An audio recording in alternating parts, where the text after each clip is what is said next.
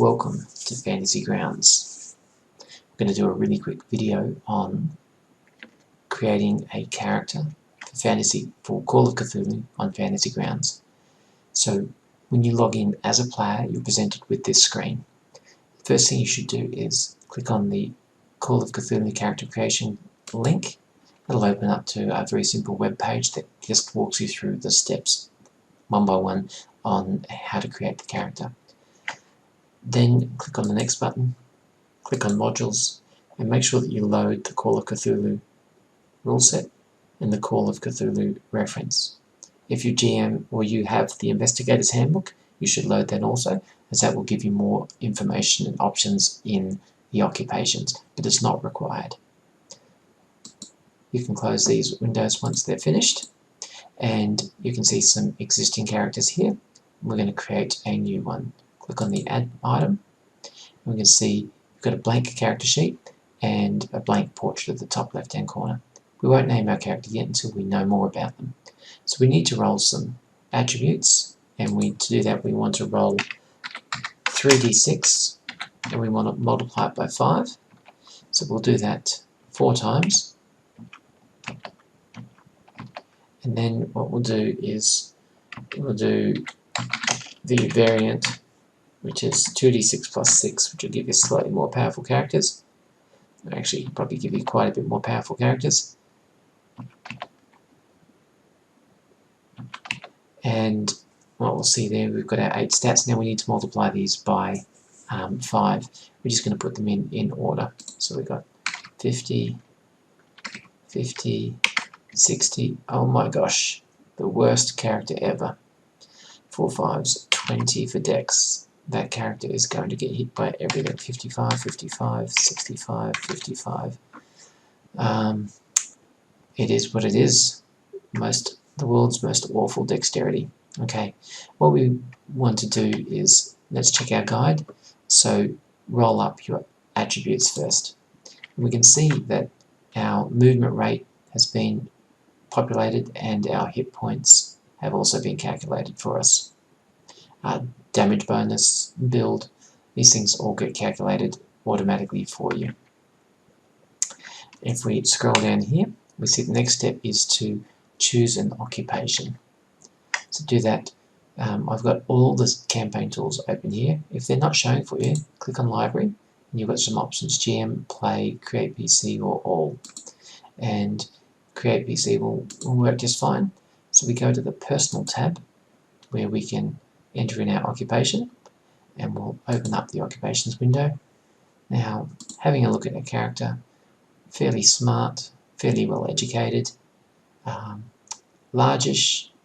Let's go with an antiquarian or a librarian. Let's choose the librarian. Let's open that up. You can see 4 by education. Our education is 55. We probably want something. If you want to max your character out, you really want something with intelligence, that you give an extra 40 points. But what's the antiquarian? 4 by EDU, same thing. Let's just choose that one for the moment. So what we do is we go to the Personal tab and we drag our selected occupation in. And we'll open up a new window which is unlocked. We'll get rid of these ones now. And we can see here that we have 220 occupation points. We have a credit rating minimum of 30, max 70. And we have some skills here: Appraise, Art and Craft. Now, Art and Craft here, we're going to go Painting, History, Library Use, Language, Other. Let's choose Egyptian and play a 1920s game here. Spot Hidden, 1 interpersonal skill. We're going to choose Fast Talk, and we get to choose 1 other skill of our own. This is for occupational skills. So we've got library use already, history. We might choose something like natural world. Okay, we'll close that now, and We can see that's filled in. We might fill out some of these other attributes here.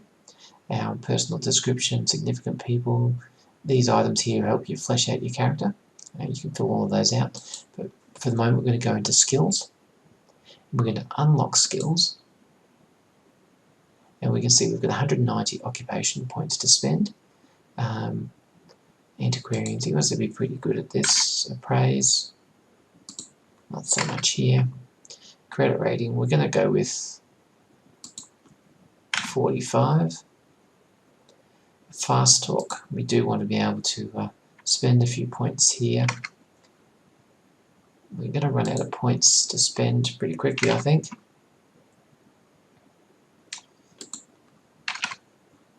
That's all of our occupational points spent already, and we haven't even filled the rest of these out yet. So we're going to put in 15 points here, 15 points here. What we really want to do is make sure that we've got some sort of fighting skill. So we've got fighting brawl, everyone gets fighting brawl. We're going to add a firearm skill, and it's going to be handgun. This is important that you spell this exactly the way it's spelled in the rulebook, right? And it'll pull in the base value correctly then. Okay, it's 20. We're going to put in another 20 points here from our own personal pool. We definitely want some more points here in history. We definitely want some more points in Egyptian. And look, our dodge is appalling. We're going to have to put some points in there. And that leaves us 10 more points, which we're going to put into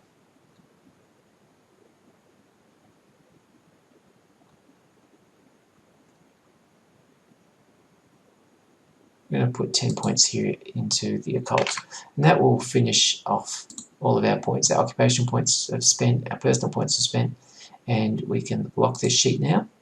And so I'm thinking that, let's have a look at our portraits, available portraits here.